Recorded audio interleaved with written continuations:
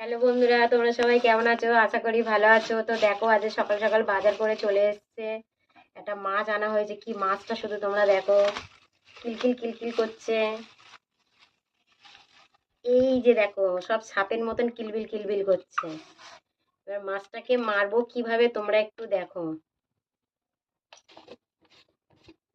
আজকে রে এদেরকে দেখো নুন দিয়ে, হ্যাঁ, আরে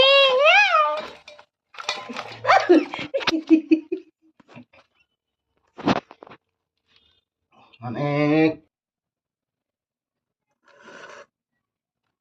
দেখো, এই যে নিচে পড়ে গেছে সব মাছগুলোকে। এবার এগুলোকে তুলবো একটা একটা করে। হুম।